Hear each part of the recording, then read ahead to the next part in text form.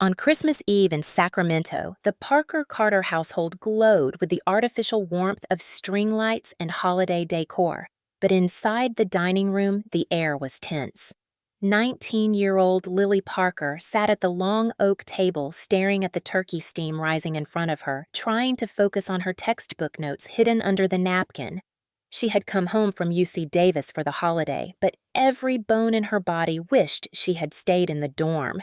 Her mother, Donna Carter, arranged silverware with the precision of a hostess who wanted appearances to shine, ignoring the way Harold Carter, her second husband, poured his third glass of whiskey before the meal even began. Lily could feel Madison Carter's eyes drilling into her, the 21-year-old stepsister leaning back in her chair, scrolling through her phone with a smirk. The first insult came disguised as a joke. Harold chuckled and said loud enough for the neighbors to hear if windows had been open, "Lily is the guest who eats but never pays."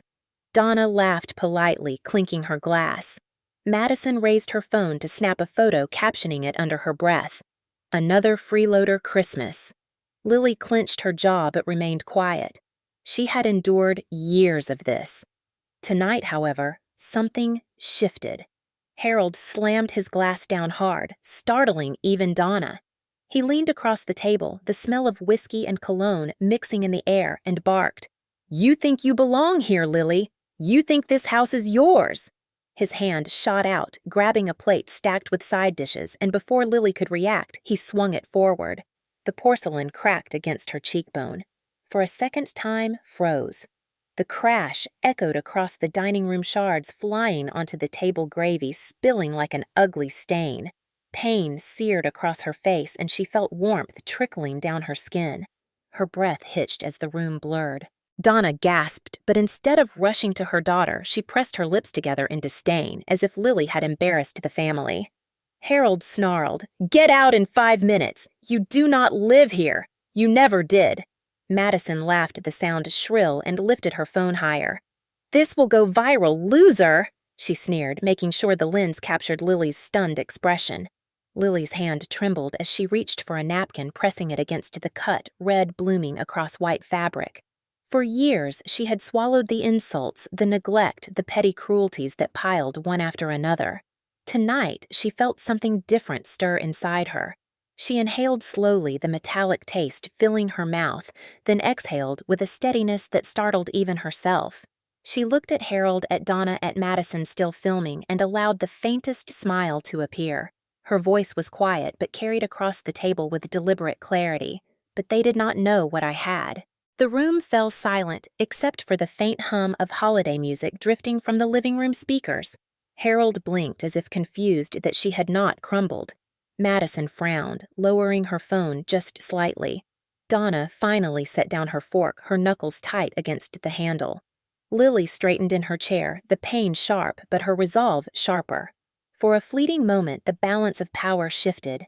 They expected tears and begging. Instead, they saw calm eyes staring back at them.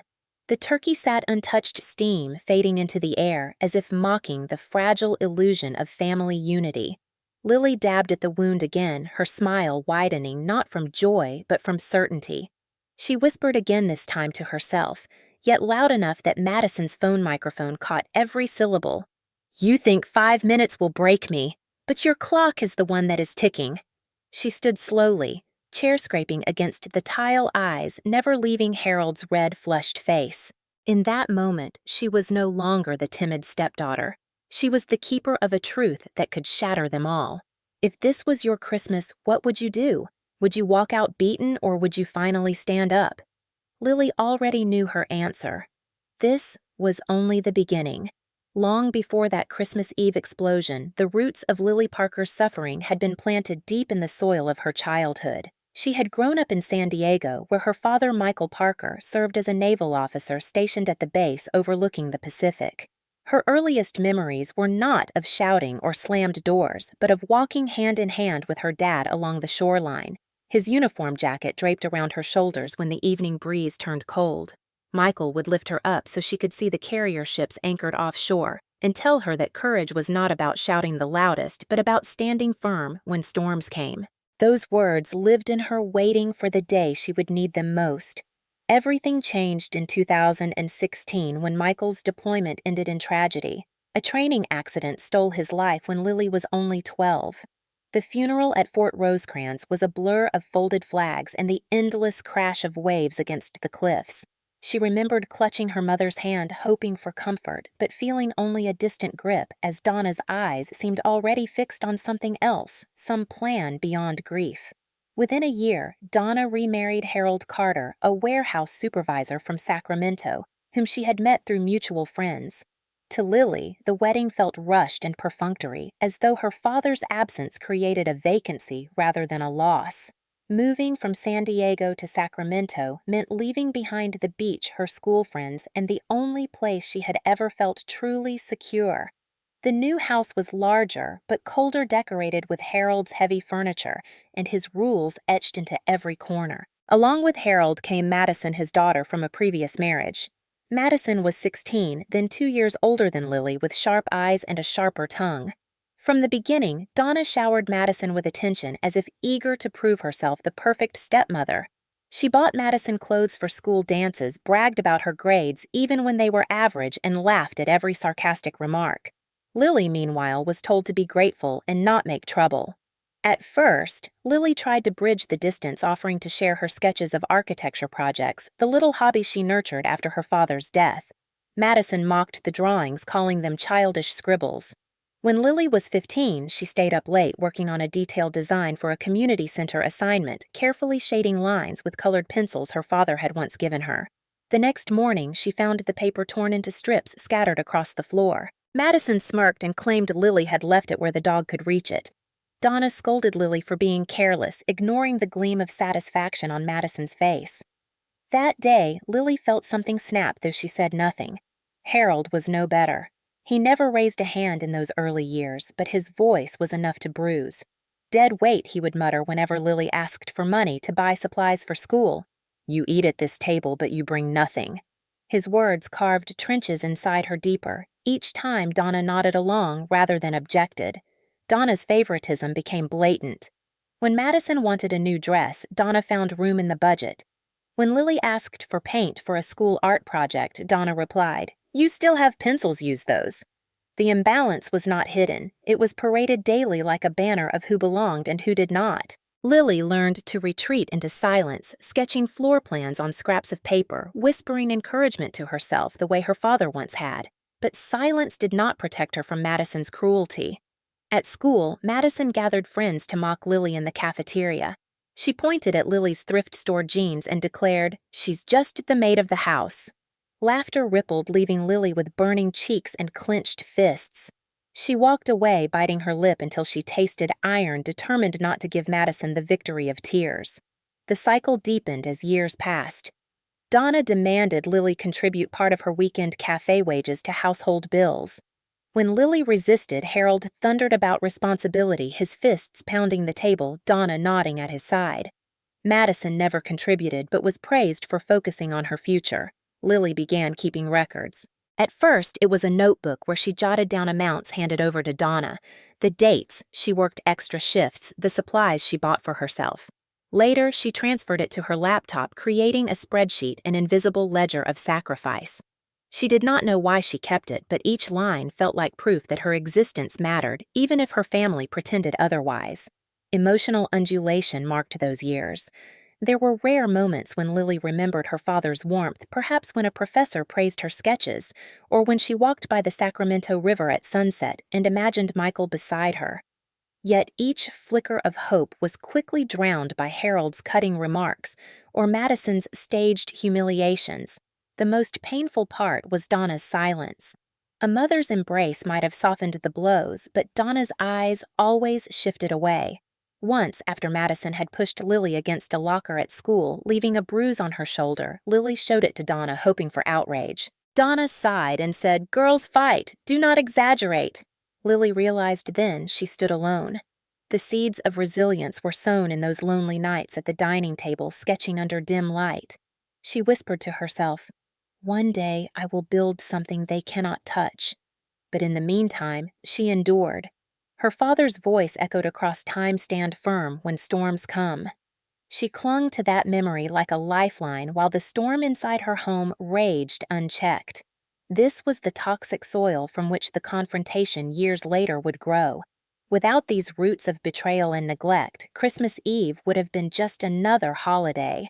Instead, it became the battlefield where every unhealed wound demanded reckoning. By the time Lily reached 17, the cycle of abuse in the Carter household had become as predictable as the changing seasons of Sacramento. Winters brought long nights filled with Harold's heavy footsteps echoing down the hallway.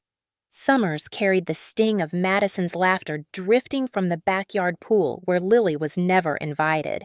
What made it unbearable was not just the cruelty, but the way it repeated in patterns, each humiliation stacking on top of the last, like bricks in a wall meant to trap her. Harold's methods were loud and visible. He raised his voice at every opportunity, shouting whenever Lily missed a chore or asked a simple question. Plates slammed on counters, chairs, scraped across tile, words flew like darts. "You think you're worth something, but you're not." He threw objects, too, never sharp, but heavy enough to scare.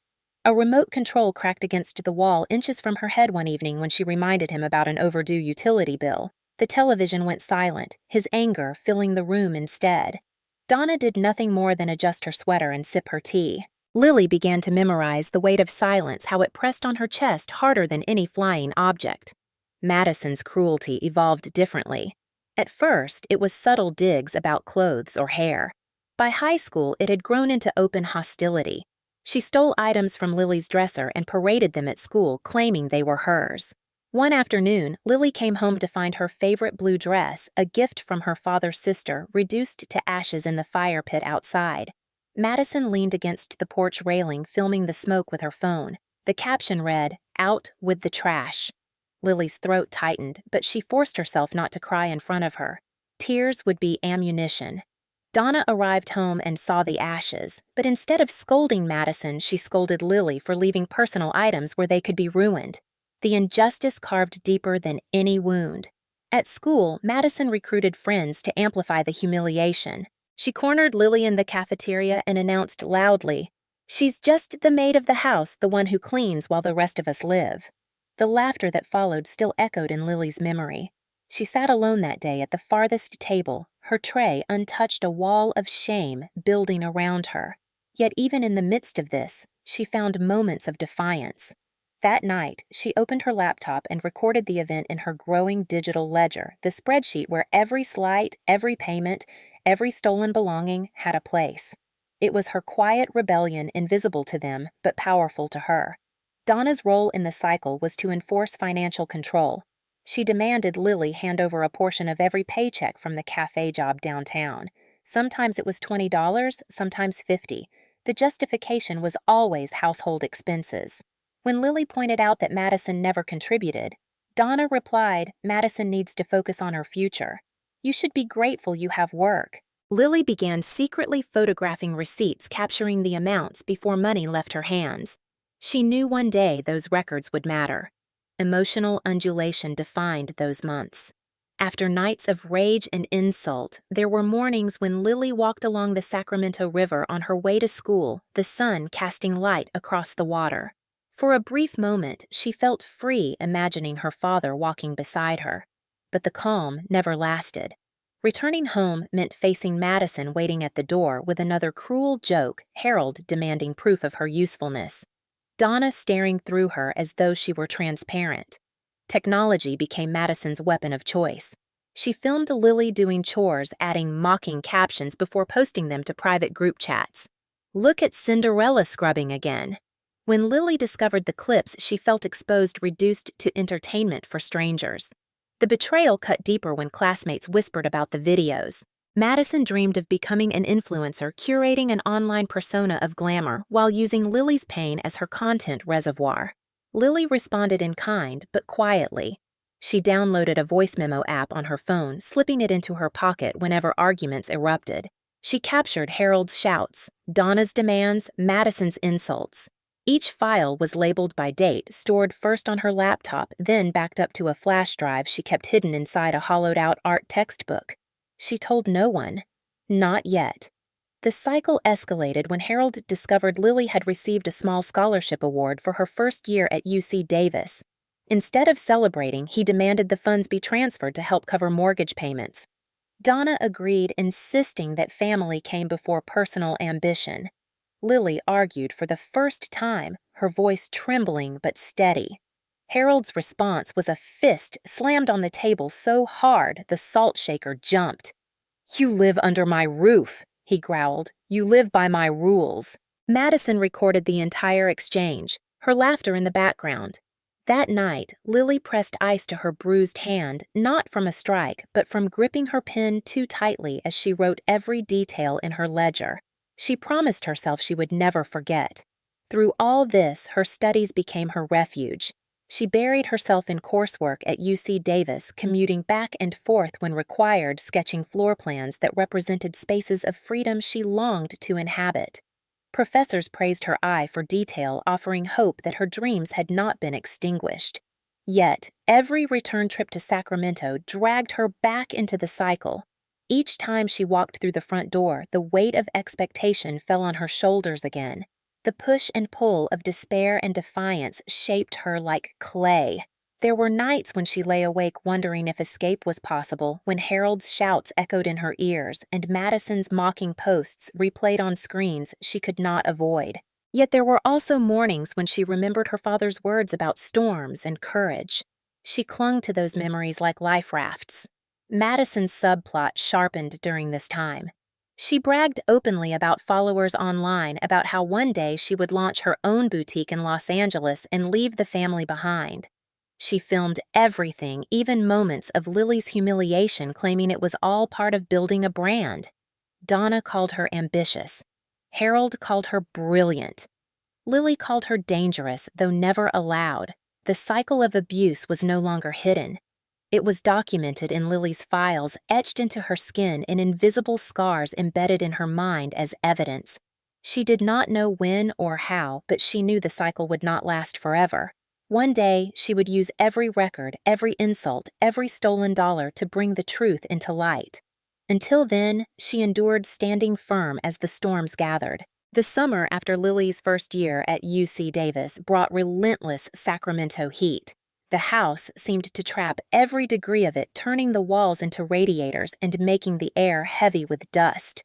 Donna complained about the air conditioning bill, but never considered cutting back on her trips to the salon or the dinners she arranged for Harold and Madison.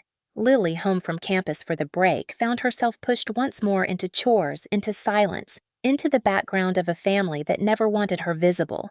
Yet it was during that summer that everything shifted. One afternoon, Lily volunteered to clear space in the garage, hoping a day among boxes and dust would spare her from Madison's taunts. She sorted through piles of Harold's old tools, stacked cartons of seasonal decorations, and plastic tubs filled with clothes Madison no longer wore.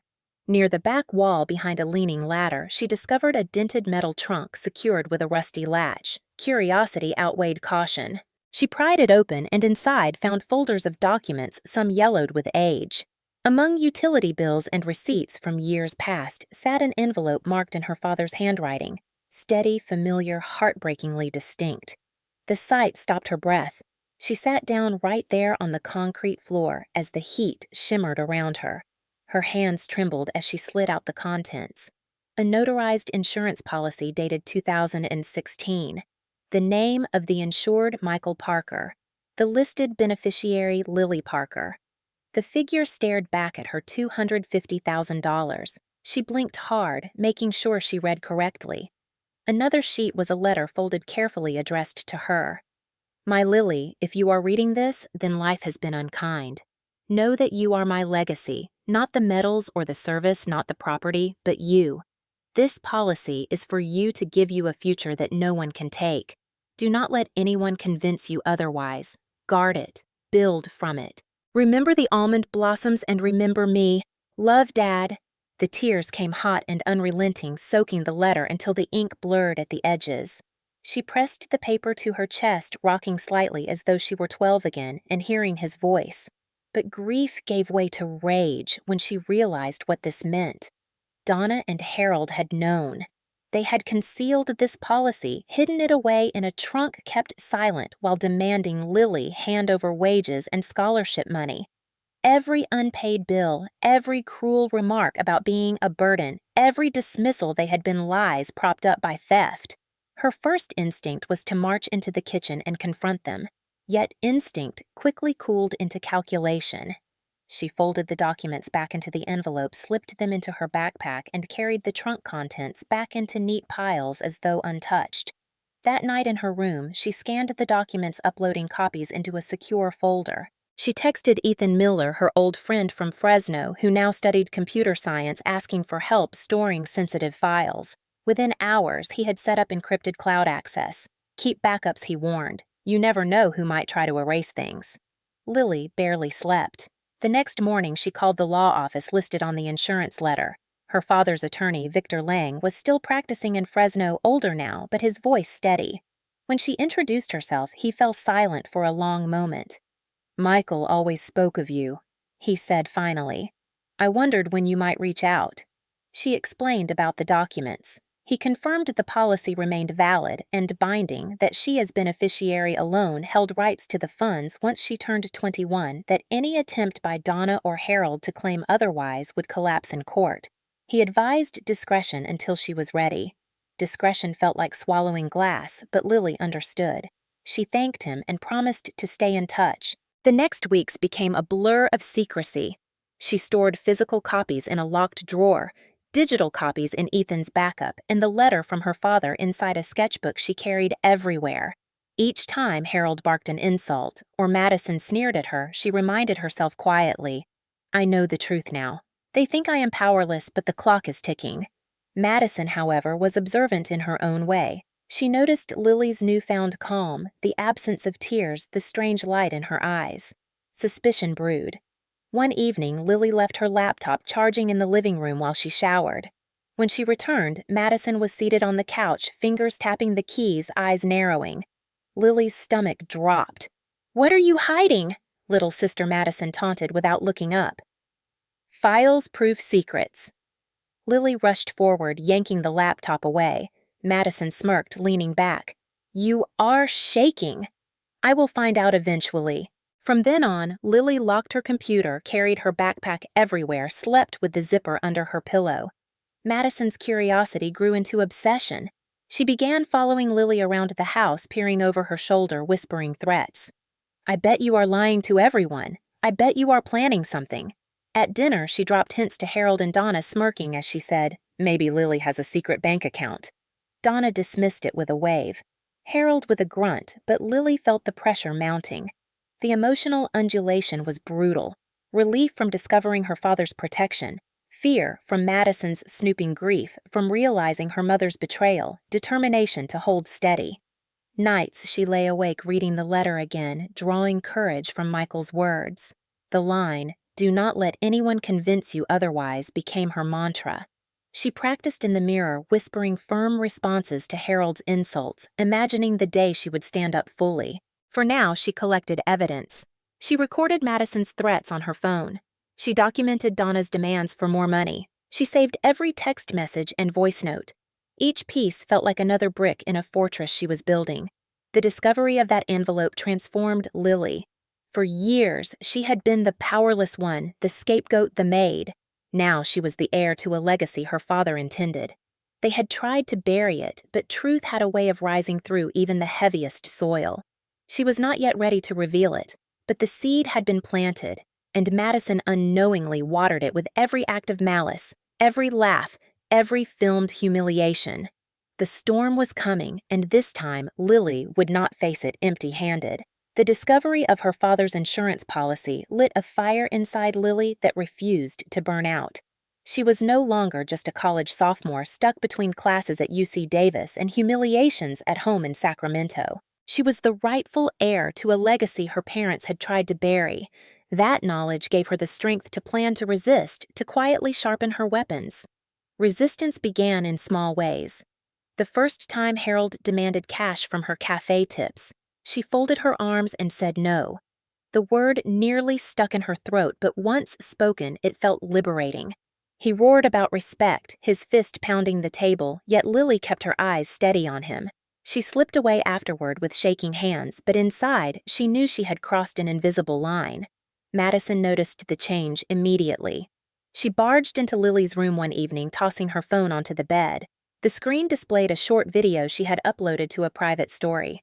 In it, Lily bent over the sink washing dishes, hair tied back, shoulders hunched. Madison's caption read, "House help hard at work." Lily felt her stomach clench, but she refused to beg Madison to take it down. Instead, she opened her laptop and added a new entry in her growing evidence file. Date: humiliating video posted targeted harassment. Ethan Miller, her friend from Fresno, became her lifeline. They had reconnected after she reached out about securing her father's documents. Ethan, tall and quiet, with an instinct for problem-solving, spent hours on calls, showing her how to encrypt files, how to set up hidden folders, how to upload copies to servers Madison would never reach. When Madison later tried to delete files by sneaking into Lily's unlocked room, she found nothing. Ethan had already taught Lily to back up everything. Madison stormed out, slamming the door, hissing that she would prove Lily was lying. Each time Madison escalated, Ethan helped Lily build stronger defenses. He reminded her that data could be a shield as powerful as any lock. Together, they created a folder named Legacy, where they organized videos of Harold shouting recordings of Donna demanding money, screenshots of Madison's harassment. Each file was labeled with date, time, and context. It was a growing arsenal, invisible yet indestructible. Still, resistance was not only technological. Lily had to steel herself emotionally, too. One afternoon, Madison confronted her in the driveway, accusing her of stealing. "You take from us," she sneered. "Maybe I should tell Dad you are hiding money." Lily stood tall despite the tremor in her knees. "Tell him," she replied coolly. "He will believe what he wants." Madison blinked, surprised at the defiance. For the first time, Lily saw doubt flicker in her sister's eyes. The emotional undulation of these days was severe. After every victory came a wave of retaliation. When Lily refused to surrender a paycheck, Donna threatened to cut off her tuition contributions. Lily quietly informed her she had scholarships and part-time work enough to cover basics. Donna sputtered but fell silent. That night, Lily cried alone, the weight of financial uncertainty pressing hard. Yet the next morning, she woke determined. Each moment of defiance made her stronger. Madison, meanwhile, grew restless with ambition. She bragged about building a following online, about how she would one day run a boutique in Los Angeles. Her posts often included sly jabs at Lily captions about losers who live off others' clips of messy rooms she claimed belonged to her stepsister. The cruelty stung, but Lily cataloged each one screen, capturing savings storing. It was as though Madison herself was feeding Lily's case. Ethan encouraged her. "Every insult becomes evidence," he said. "Use their own arrogance against them." Donna continued pressing Lily for money. One evening, she handed Lily an envelope with a note scrawled in her hand, "Rent contribution." Lily stared at the paper, then calmly placed it back on the counter. "Rent," she said, "is paid by owners. You and Harold made it clear I am not one." She turned and walked away, heart pounding but face calm. Donna called her ungrateful. Lily entered another line in her spreadsheet. By fall semester, Lily's quiet rebellion had become routine. She no longer responded to every taunt. Instead, she smiled faintly, a secret shield. Madison grew infuriated by the lack of reaction. She redoubled her cruelty, staging a video in which she pretended to catch Lily stealing cash from Donna's purse. The footage was crude and easily disproved, but Madison circulated it among friends. Lily discovered it when whispers followed her on campus. The humiliation was sharp, but once again she turned to Ethan. They analyzed the video frame by frame, noting shadows and inconsistencies. With his help, Lily compiled a side-by-side comparison showing the manipulation. She saved it into her legacy folder. Another weapon for later. Her resistance was not just about defense, it was about preparation. She met again with Victor Lang in Fresno, handing him updated evidence files. He assured her the insurance policy remained valid, that she should remain patient. Patience felt like a cage, but Lily understood the necessity. The day would come when she would need to reveal everything, and when it did, she had to be ready. At night, she reread her father's letter. Guard it. Build from it. She felt his presence with her, steadying her hand as she typed notes, cataloged files, and prepared for battle. Madison's subplot thickened when she demanded from Harold and Donna that Lily be thrown out to make space for the house sale she envisioned. She told them boldly, "If you push her out, we can sell faster. I want my share now." Harold grunted agreement. Donna nodded nervously, and Lily, listening from the hallway, recorded the conversation. Her chest tightened, but she smiled too. They were revealing themselves without her prompting. Every step of resistance strengthened her. Every day she grew less the victim and more the architect of her future. She was not only preserving her father's gift, she was shaping a plan to turn years of cruelty into a reckoning. Christmas loomed again, and with it, an opportunity. For the first time, Lily looked forward to the gathering, not because of family warmth, but because she knew the storm was about to break and she would not be the one caught unprepared.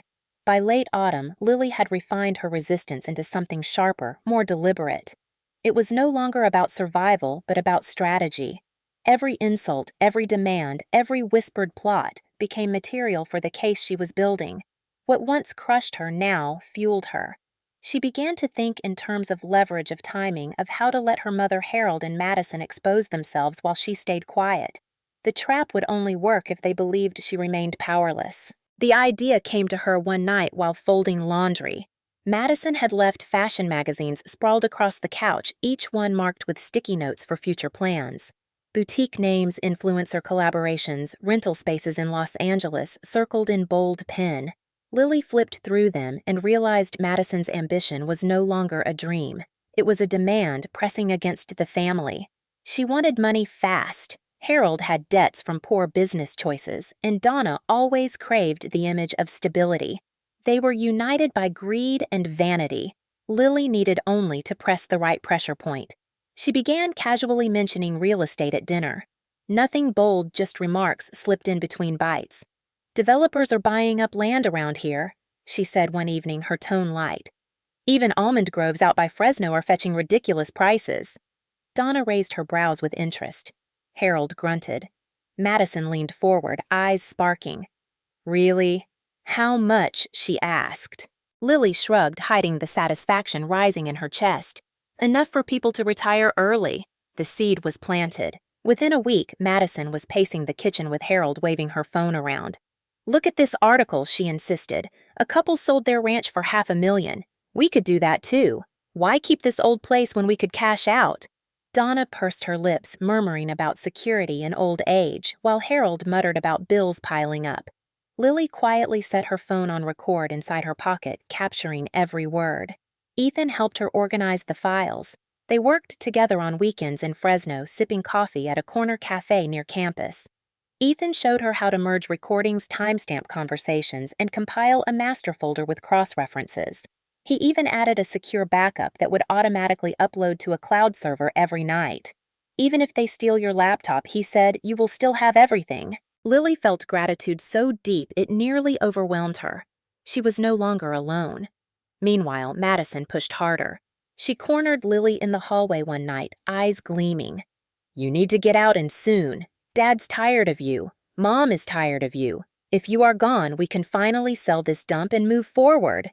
Lily stared back, heart pounding, but instead of shrinking, she allowed herself a faint smile. "If you think you can make me disappear, try." Madison's face twisted in confusion.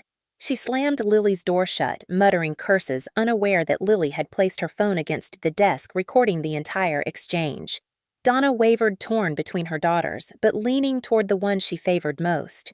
One Sunday, she told Lily, "You should think about moving out. You are an adult now." "It is time." Lily asked, "Where would I go?" Donna looked away. "You will figure it out. Madison needs stability. Harold needs peace. You always bring conflict." Lily noted the words carefully in her journal that had become more like an evidence log. She could almost hear her father's voice whispering, "Keep the records." The trap required an outside authority, too. She met again with Victor Lang, the attorney who had known her father. She handed him the compiled folder explaining her plan. He studied her with the calm gaze of someone who had seen families tear themselves apart over money too many times. When they confront you, he said, stay calm. Do not shout. Do not cry. Present facts. I will be on video call if you need confirmation. Let them reveal themselves. Lily nodded, clutching her father's letter in her bag. As Thanksgiving approached, Harold's temper worsened. Bills piled up, Madison begged for cash to order wholesale clothing for her imagined boutique. Donna complained of rising expenses. They circled Lily like vultures. Give us your scholarship, Harold barked. It is family money. Lend me $2,000, Madison pleaded, then sneered when Lily refused. You are selfish. No wonder nobody likes you. Lily retreated to her room afterward, shaking, but her phone glowed with fresh recordings. Each one a nail in the coffin of their lies. The emotional undulation was fierce.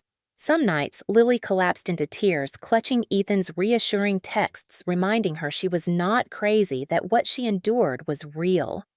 Other nights, she felt almost triumphant, replaying the audio of Madison confessing she wanted Lily gone so the house could sell. Each high and low carved her resolve deeper. December came with biting cold and holiday lights strung across Sacramento neighborhoods. The Carter house glowed on the outside, but inside, the tension was unbearable. Madison demanded daily updates about selling. Harold began meeting with a realtor friend, whispering in the den about valuations. Donna rehearsed excuses to neighbors about why Lily might not be around much longer. Through it all, Lily watched silently, phone always recording evidence growing like a hidden avalanche ready to bury them.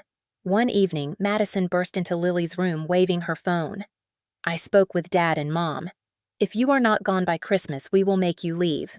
I do not care how. She recorded herself for her followers, her voice dripping with contempt. Lily sat quietly folding her sketch papers, then glanced up. Say that again, she asked. Madison rolled her eyes and repeated it louder. Lily's phone captured every word from her nightstand. By mid-December, Lily had built the framework of her confrontation. Step 1. Bait them into a public declaration. Step 2. Reveal the deed of betrayal they had hidden. Step 3. Bring in Victor Lang via video call to confirm legality. Step 4. Show Madison's own recordings and confessions.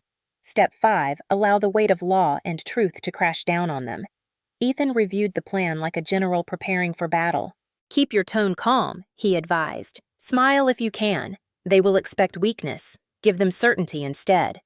Lily practiced responses in front of her mirror, imagining Harold's rage, Donna's tears, Madison's shrieks. She whispered to herself, No, you have 5 minutes rehearsing the line until it felt like steel on her tongue. The trap was set. She did not know the exact moment it would spring, but she sensed it would be on Christmas Eve when the family gathered at the table. Harold would drink too much. Madison would provoke Donna, would clap in approval. And Lily, once the silent victim, would rise with her father's legacy in her hands. Until then, she waited patient, as stone hiding strength beneath quiet smiles. The storm was coming. This time she would not only withstand it, she would command it. Christmas Eve arrived with cold rain sweeping across Sacramento. Inside the Carter house, the dining room glowed under strings of gold lights and the flicker of candles set carefully by Donna. The table was crowded with platters of roasted turkey bowls of mashed potatoes and glistening cranberry sauce. To an outsider, it looked like a postcard of holiday cheer, but to Lily Parker, it felt like a stage set for war. She took her seat quietly at the far end, tucking her phone into her apron pocket, the red recording light hidden. She felt the weight of the envelope in her bag, her father's policy and letter resting against her sketchbook. She reminded herself again and again, tonight is the night. Harold poured himself whiskey before the meal even began. His face was flushed, his words slurred by the time Donna called everyone to sit. Madison strutted in last, her phone already raised, filming her entrance like she was walking a runway. She gave Lily a pointed smirk and whispered, "This will be your last Christmas here." Lily said nothing, her hands folded tightly in her lap. Dinner started with false pleasantries. Donna talked about a neighbor's new car, Harold complained about taxes, Madison boasted about her growing follower count online. Lily watched silent, waiting. She knew what was coming. She had prepared for it. It began when she mentioned softly, "Sacramento property values are climbing fast. Developers are paying millions for land around the city." Madison's eyes shot to Harold, then to Donna. "Exactly," she said loudly. "Which is why we're selling. It's time to cash in." Harold nodded, chewing turkey with a smug expression. Donna dabbed her lips with a napkin and added, "We deserve a comfortable retirement. Selling this house is the best option." Lily's heart pounded, but her face remained calm. She tilted her head and asked, "You ran this by me, right? After all, this house doesn't belong only to you." The words acted like sparks on dry kindling. Madison slammed her fork down. "Why would we? You're nothing here, just the helper who tags along. We've carried you for years." Her voice rose higher, and in one swift movement she slapped Lily across the cheek. The sound cracked through the room, sharp as breaking wood. Donna clapped once, laughing softly. "About time," she muttered.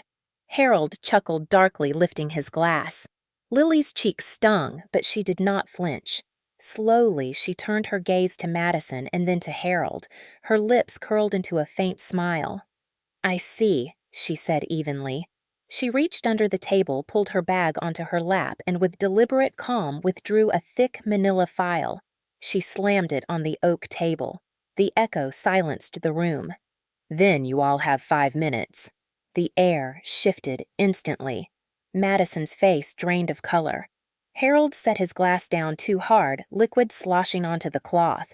Donna's fork froze mid-air. Logan and Riley, Madison's younger cousins visiting for the holiday, stared wide-eyed. Lily opened the file, sliding out documents. "This," she said, her voice steady as my father's insurance policy. "Michael Parker left everything to me. You hid it, you stole from me, you lied to me for years, and I have proof." Madison lunged forward, shouting, "This is fake!" She forged it, but Lily tapped her phone, and on the dining room speaker came Madison's own recorded voice from weeks earlier. "Kick her out, then we split the cash." The sound of her sister's laugh followed, undeniable. Harold pushed back his chair, veins bulging on his temples. "You think a piece of paper means anything? I built this house." His words thundered, but before he could continue, Lily pressed a button on her phone. The screen lit up with a video call. Victor Lang's calm face appeared framed by his Fresno office lined with books. "I am Victor Lang," he announced clearly. "This policy is authentic. It names Lily Parker as the sole beneficiary. Legally, neither Harold Carter nor Donna Carter nor Madison Carter holds any claim to these funds or the property. This matter is uncontestable under California law." Gasps filled the room.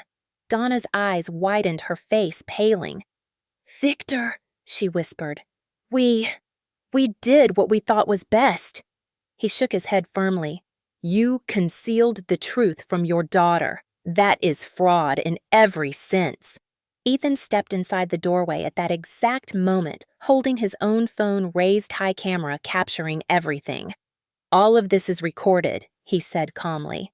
Madison screeched, "You brought outsiders into this." She reached for Lily's file, but Ethan stepped between them, keeping the lens steady. Lily rose slowly from her chair, pressing a napkin to her cheek, where the slap still burned. "For years you called me useless," she said, voice breaking slightly before hardening again. "You stole my money, my peace, my childhood. But tonight, I take it back. This house, this legacy, my father's gift." Harold stood, fists clenched. "You little," he started, but Donna grabbed his arm, panic flooding her face. "Stop, Harold, she has everything on record." Madison screamed, "We'll sue, we'll ruin you." But Lily only shook her head. "You already ruined yourselves. Every word, every action I documented, every insult, every demand, every slap. Tonight it ends." For a long moment, silence held the room. Only the crackle of the fireplace and the faint sound of rain against the windows filled the air. Harold's chest heaved, his face red with fury, but he stayed frozen. Madison glared, eyes darting between Lily and Ethan's camera. Donna began to cry, quietly, tears streaking down her carefully applied makeup. Lily gathered the papers, tucked them back into the file, and slipped it into her bag. Her voice was calm, but final. You said I had 5 minutes to leave. No. You have 5 minutes to understand that your control is over. My father's voice is louder than your lies. The confrontation had reached its breaking point. The trap had sprung, and the once silent victim now stood unshaken in the center of the storm. The silence in the Carter dining room after Lily's declaration lasted only seconds before it cracked open like thunder. Harold shoved his chair back with a screech that echoed against the walls. His face was crimson, his chest heaving, and he growled, "You think you can shame us in our own home?" He lunged toward Lily. His fist raised, but before he could reach her, Ethan stepped in front with his phone camera trained steady. "Touch her, and this goes live," he said, his voice low but firm. For a split second, Harold hesitated, rage fighting reason. Then, blinded by pride, he tried to shove past. The motion was caught in full detail on Ethan's lens. The sound of sirens outside cut through the room sharp and undeniable. Madison's head whipped toward the window. Donna's hands flew to her mouth. "Who called them?" she gasped. Lily's voice was steady, though her knees trembled. "I did, 20 minutes ago when Harold poured his third glass and started shouting. They've been waiting!" The knock at the door was hard commanding. Donna scrambled toward it, trying to compose her face, but 2 Sacramento officers stepped inside without waiting for permission. Their eyes scanned the scene shards of porcelain on the floor. Lily's cheek red and swollen. Harold's fists still clenched. Ethan lifted his phone slightly. "It's all recorded," he repeated. The taller officer spoke first. "Sir, step back. Now." Harold's mouth twisted. "This is my house. Step back," the officer barked again. When Harold didn't move quickly enough, the officer pulled his arms behind his back and snapped the cuffs with a metallic click. Donna cried out, "Please, this is all a misunderstanding," but the second officer's eyes had already narrowed on Lily's face. "Miss, are you injured?" Lily touched her cheek lightly. "He hit me with a plate." It shattered. Her voice cracked, but she forced herself to hold steady. The officer nodded, jotting notes. "And you have evidence," Ethan stepped forward, offering his phone. "Video and audio, multiple files, all time-stamped." Madison shrieked. "She's lying! She forged everything!" She tried to snatch the phone, but the officer blocked her easily. "Ma'am, step aside. We'll review everything." Her cheeks burned red, her phone clutched in her hand. Livestream still running. Comments from viewers scrolled quickly across the screen. "What's happening? Did he hit her? Call the cops." Donna grabbed Madison's wrist, whispering harshly, "Turn that off," but it was too late. The internet had already witnessed the confrontation. Madison's attempt at control had turned into evidence against her. The officers guided Harold toward the door. He barked over his shoulder. "This isn't over, Lily. You'll regret this." His words sounded more like a plea than a threat. Donna collapsed into a chair, face streaked with tears. Madison paced like a caged animal, muttering curses, occasionally glancing at Lily with hatred. Lily's body shook with adrenaline.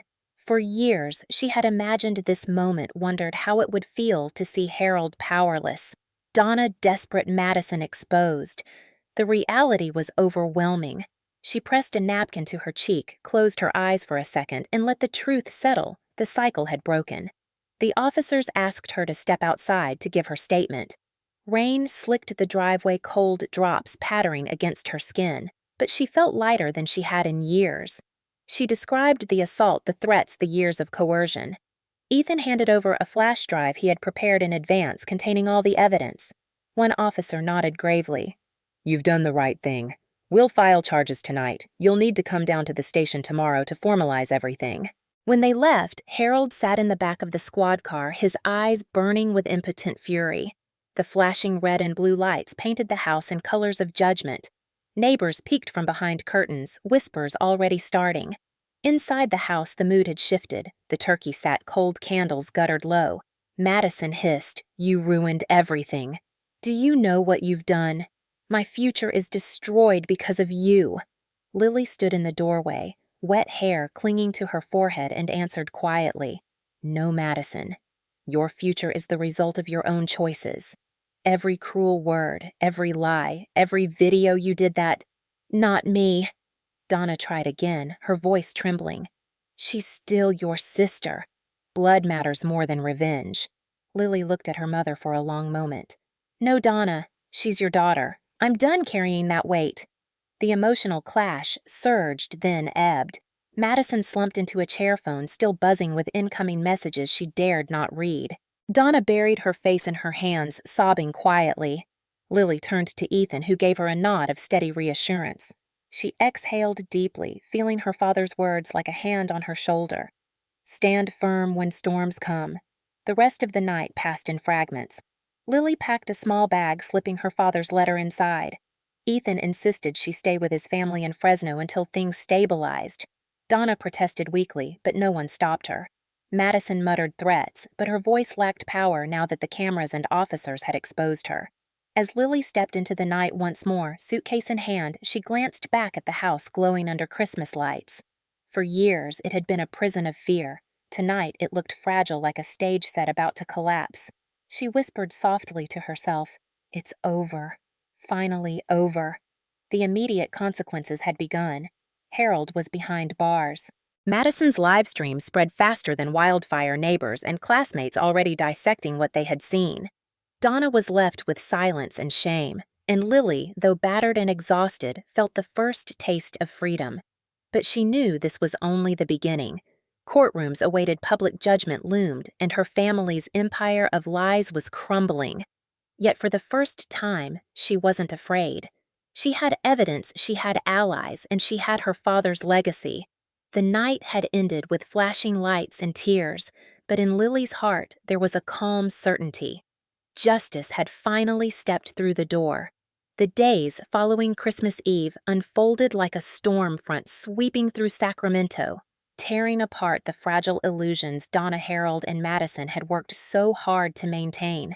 For years, Lily had been silenced by threats and gaslighting. Now she had evidence officers who had seen the aftermath and a community already whispering about the flashing lights outside the Carter house on Christmas night. Harold spent the holiday weekend in Sacramento County Jail, his bail hearing scheduled for the following Tuesday. Local news outlets picked up the story after Madison's live stream circulated online. Headlines on neighborhood Facebook groups read "Stepfather arrested after holiday dinner violence" with blurry screenshots of Lily's swollen cheek beside flashing police lights. The humiliation Harold had tried to hide behind bluster was now public record. At the bail hearing, the judge reviewed the evidence. Ethan had provided clips showing Harold throwing objects threatening Lily and finally raising a plate before it shattered. Combined with Lily's testimony and the visible injury, the judge denied Harold's release. Donna gasped audibly in the courtroom, clutching Madison's arm. Harold's face twisted, but the cuffs on his wrists spoke louder than his protests. The official charge sheet included domestic battery assault with a household object and child endangerment for incidents occurring when Lily had still been a minor.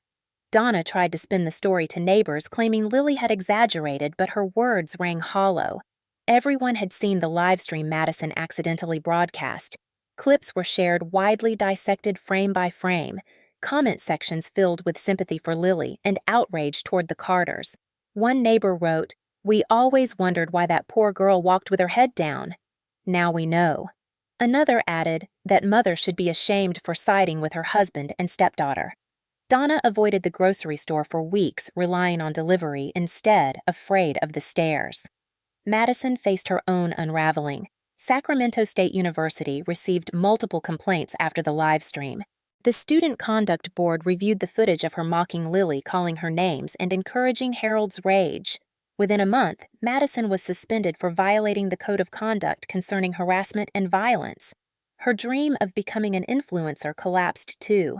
Sponsors she had courted withdrew interest.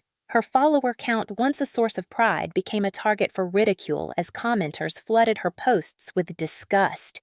"You filmed abuse and laughed," one wrote. "That's not content, that's cruelty." Madison tried deleting videos, but nothing vanished from the internet once it had gone viral. For Lily, the legal process was grueling yet vindicating. With Victor Lang guiding her, she filed a civil claim for restitution, documenting every dollar she had surrendered over the years. The spreadsheet she had kept so diligently became her strongest weapon. Each entry of money handed over, each repair she had covered, each receipt she had saved, lined up like soldiers in formation. The judge reviewing the evidence remarked, "It is clear this young woman was exploited financially under false pretenses." Donna tried to argue that contributions had been voluntary. Lily's calm reply silenced her. "Voluntary would mean I had a choice. I never did." The court ruled in Lily's favor, awarding her nearly $30,000 in restitution.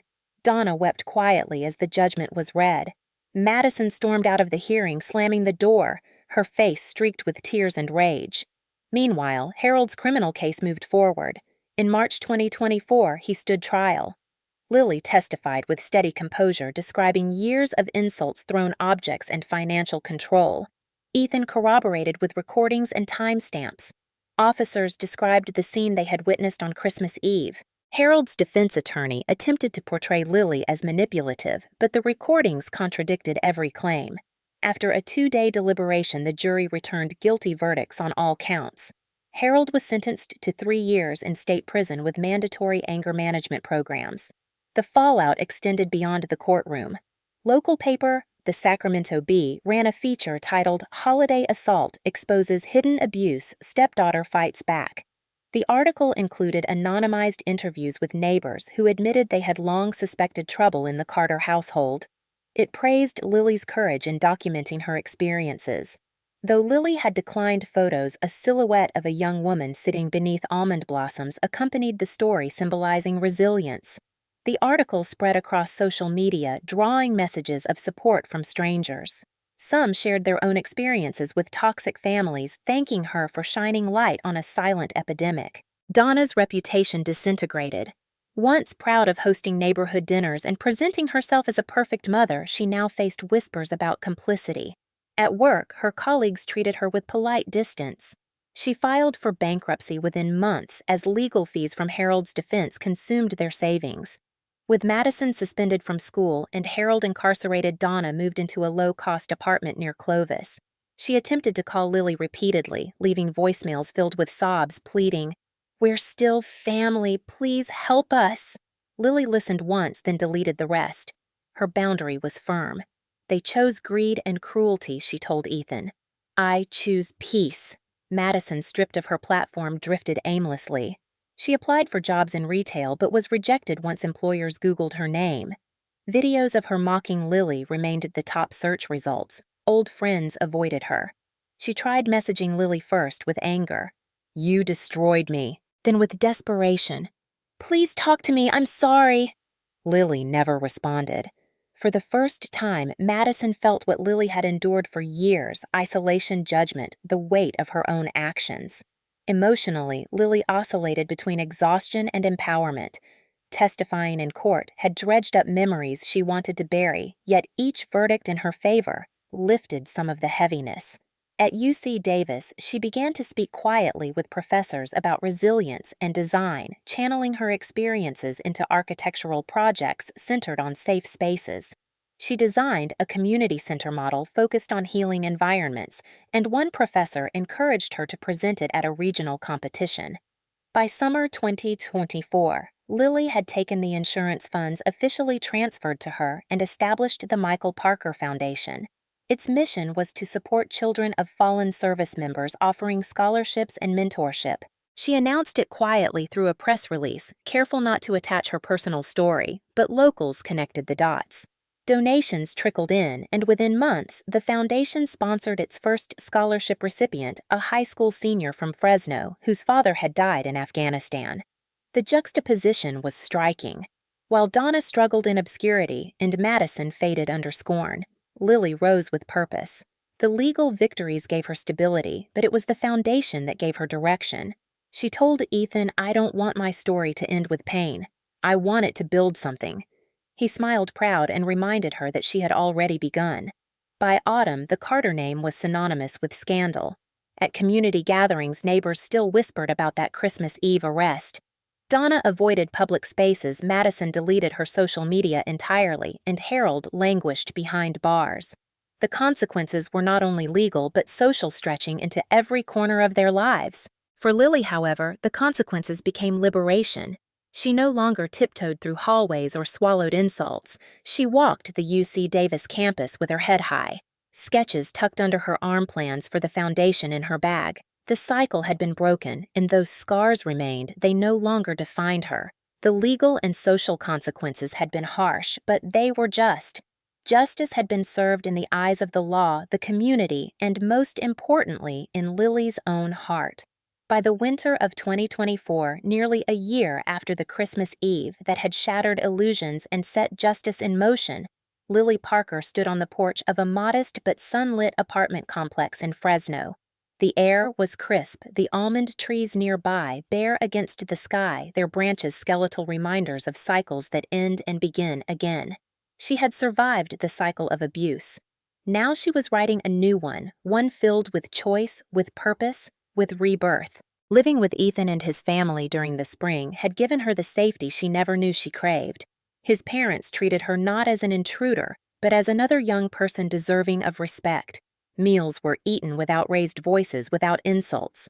The first night she sat at their table, she nearly cried when someone asked Lily, "How was your day?" and waited sincerely for her answer. It was a small kindness, but it felt revolutionary. She found her rhythm again at UC Davis. Her coursework in architectural history blended naturally with her sketches for healing spaces. Professors noticed the emotional weight in her designs.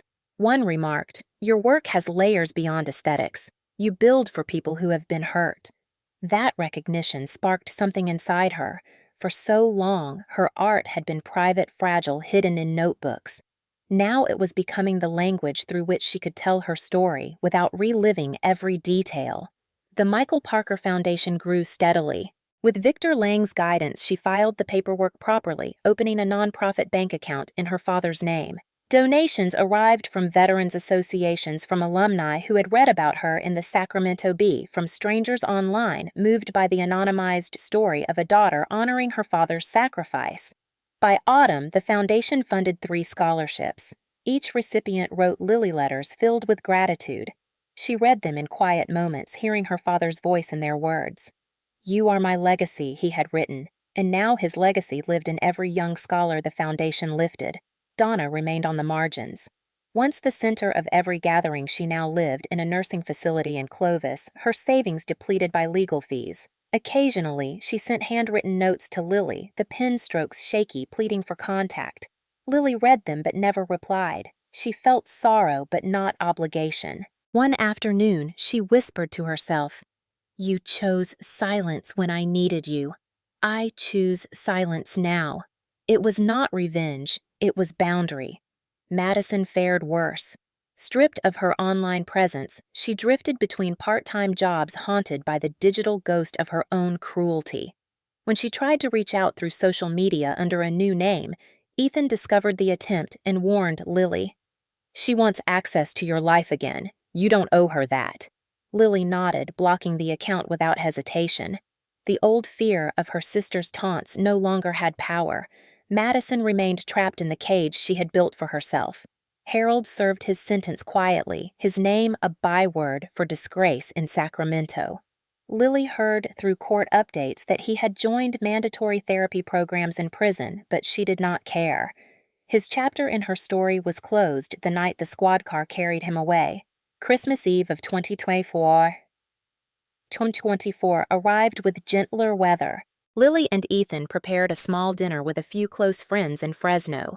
No shouting, no slammed doors, just laughter-warm lights and the aroma of roasted chicken filling the air. As the clock neared midnight, Lily stepped onto the balcony. The city stretched before her, twinkling with lights. Ethan joined her, slipping an arm gently around her shoulders. "How does it feel?" he asked softly, to breathe without looking over your shoulder. She inhaled deeply, the cool air filling her lungs. Like finally stepping out of the storm, she answered. They stood together in silence, the kind of silence that healed instead of hurt. A week later, Lily drove alone to San Diego. She carried a wreath of almond blossoms tied with a navy ribbon.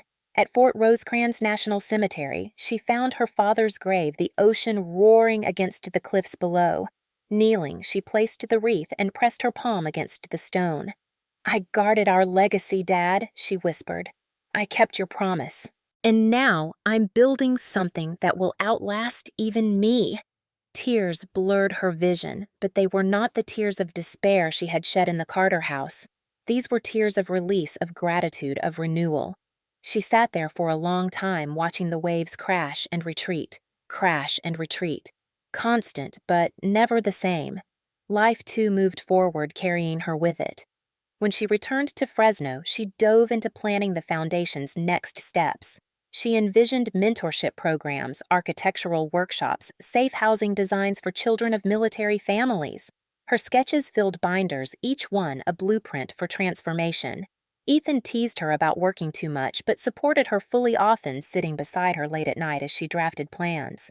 Together, they dreamed not just of survival, but of thriving. The emotional undulation of Lily's journey found its final rhythm here. She no longer swung violently between despair and hope. Instead, she experienced steady waves of strength punctuated by moments of grief that reminded her she was still human, still healing. She carried scars, but they no longer defined her. They were part of her story, not the whole of it. Looking back, she saw clearly how the cycle of abuse had sought to erase her. Harold's rage, Donna's complicity, Madison's cruelty, all were attempts to silence her. Yet each attempt had instead given her more evidence, more reason to stand. The trap she set on Christmas Eve had not only ended their control, it had freed her to live authentically. As the year closed, Lily felt compelled to share a small piece of her journey publicly. On the Foundation's website, she posted a message: "When life tries to erase you, document the truth. Guard it. Build from it. And know that healing is possible." My father's words carried me through storms. I hope this foundation carries others. Messages poured in from strangers who saw themselves in her words. She read each one slowly, understanding that her pain had become a bridge for others' healing. The rebirth was not dramatic, not fireworks or sudden transformations. It was the quiet unfolding of peace after years of chaos.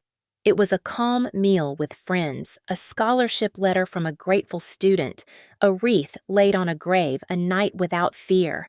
For Lily, that was enough. Her story did not end with the fall of the Carters, but with her own rise. She had reclaimed her life, honored her father, and built a future rooted not in cruelty, but in compassion. The cycle was broken. The rebirth was real. As she looked out across the Fresno Valley one evening, almond trees budding with the promise of spring, she whispered again the words that had guided her: "Stand firm when storms come." And for the first time, she smiled, knowing the storm had passed and she was finally free.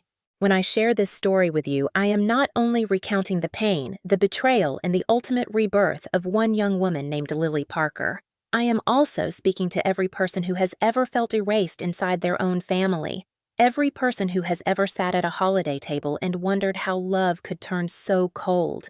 Every person who has endured insults and silence when what they needed most was protection. Stories like this are not simply entertainment. They are mirrors. They reflect truths we often bury because acknowledging them hurts too much. But sometimes the act of speaking out, the act of naming what was done and how it was survived, becomes the first step toward healing, not just for one individual, but for everyone who hears it. So tonight, I want to turn the focus outward.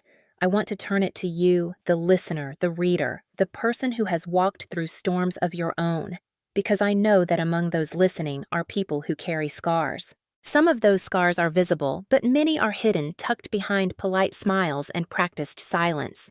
You may have grown up in a family that favored one child over another. You may have been told your dreams were worthless, that your voice was too small, that your needs were an inconvenience. Perhaps you were pressured financially. Perhaps you were humiliated publicly. Perhaps your trust was twisted into control. And maybe, just maybe, you stayed quiet because you thought no one would believe you. Lily's story is a testament that silence is not the end. She documented, she gathered evidence, she prepared quietly. And when the moment came, she did not just defend herself. She reclaimed her life. That moment of confrontation was not just about legal papers or recorded audio. It was about finally saying enough. I am not invisible. I am not your scapegoat. I am not your possession. It was about drawing a boundary so clear that even those who had spent years ignoring her could no longer deny it. Now, I want to ask you, if you were in Lily's place, what would you have done? Would you have stayed silent to keep the peace, even as it destroyed you? Or would you have stood up even knowing the backlash might be fierce? There is no easy answer. Every situation is different, every danger real. But what Lily shows us is that preparation, patience, and courage can combine into a turning point that changes everything. If you have ever faced betrayal inside your family, I want you to take a moment right now and reflect. How did it feel? Did it come at a holiday dinner when the room was supposed to be filled with laughter, but was instead filled with cruelty? Did it come in the form of a parent who turned away instead of stepping in? Did it come through a sibling who mocked you rather than supported you? Those moments linger. They do not vanish with time. But speaking them aloud, sharing them, can loosen their grip. That is why I am inviting you right here and right now to share your story in the comments below. You may think your experience is small compared to Lily's, but I promise you it is not. Pain cannot be measured like money in a bank account. Betrayal by those who are supposed to love us cuts deep regardless of scale. Your story matters. And telling it might help someone else who is sitting quietly in their own version of Lily's chair, bleeding in silence, wondering if anyone will understand.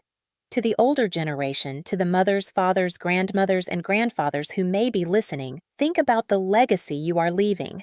Lily's father, even after his death, became the anchor of her survival. He left her a letter, words of love, a policy that secured her future. He left her guidance she could cling to when everything else failed. What legacy are you building? Are you lifting your children up, or are you allowing them to carry burdens you should shoulder? Are you showing favoritism that will fester into lifelong scars? Or are you giving each child the dignity they deserve? These are questions worth asking, not just for your family, but for the generations that will follow. And to the survivors, those who endured abuse, control, manipulation. I want to say this clearly. You are not alone. Lily thought she was alone for years. She thought no one would believe her. But once she began to speak, once she showed her evidence, once she reached out to allies like Ethan and Victor, the tide shifted. Sometimes all it takes is one friend, one mentor, one attorney, one neighbor to listen. That single act of being believed can break the chains of silence. So I ask you, if you have someone you trust, share with them. Even if it is just one detail, even if it is just one sentence. This is what I have endured. Start there. I also want to remind you that justice is not only about courtrooms and verdicts. Justice can be found in boundaries. Justice can be found in saying, no more phone calls, no more manipulation, no more guilt trips. Justice can be found in blocking that message and refusing to attend that dinner, in choosing your own peace over someone else's chaos. You have the right to do that. And if anyone has told you otherwise, hear me now, they are wrong. There is another piece of this story that matters deeply. Lily did not stop at survival. She built something. The Michael Parker Foundation became a beacon for children of fallen service members. That is the power of transformation. Pain can end with you, or it can be reshaped into purpose. And sometimes the very things meant to destroy you become the fuel that builds your future. Think about your own life. Is there a way to take what was meant to break you and use it to strengthen someone else? Maybe it is volunteering at a shelter. Maybe it is mentoring a younger person. Maybe it is simply offering a listening ear to a neighbor. Purpose heals. So here is my call to action, plain and simple. If you have a story of family betrayal, of toxic dynamics, of abuse you endured, share it below. Not because we are looking for gossip or spectacle, but because your story can open a door for healing for you and for someone else who reads it. Tell us how you survived. Tell us what you learned. Tell us what boundaries you drew. And if you are still in the middle of it, tell us that too. This community can be a place where silence is broken, where voices matter. I also ask you to reflect on forgiveness, not the kind that excuses wrongdoing, but the kind that frees you from carrying someone else's poison. Lily did not forgive Harold in the sense of excusing him, but she forgave herself for staying silent so long. She forgave herself for doubting her worth. That is the forgiveness that heals. Is there something you need to forgive yourself for? If so, write it down. Share it here if you feel comfortable. To the men and women over 50 who make up so much of this audience, I know many of you carry decades of memories, some joyful, some painful. You have wisdom to share. You have seen what happens when families protect each other, and you have seen what happens when they turn on each other. Your perspective matters. Share it. Tell us what you would have done if you were Lily. Tell us what you did when you faced your own Harold, your own Madison, your own Donna. Younger listeners need to hear your voices. They need to know they are not walking paths no one has walked before. This is not just a story about Lily Parker. It is a story about resilience, about truth, about the power of one person deciding to stand firm when storms come. It is a reminder that while we cannot choose the families we are born into, we can choose the legacies we leave, the boundaries we set, the futures we build. So, let me leave you with questions, and I hope you answer them honestly, either in the comments or in your own journal if you are not ready to speak publicly. What is the storm you have endured? What evidence have you kept hidden that deserves to see the light? Who stood by you when others turned away? And most importantly, what will you build now from the rubble of what tried to destroy you? If this story has touched you, do not let it end when the video stops or the page closes. Take action. Share your story. Offer support. Reflect on your own legacy. And remember, standing firm is not about never falling. It is about rising again, about refusing to be erased, about claiming your place in the world no matter who tries to deny it. Lily Parker stood up on Christmas Eve and said, "No, you have 5 minutes." Tonight, I invite you to take your 5 minutes. Use them to speak, to share, to heal. The storm may rage, but together, voices raised in truth can become stronger than any silence.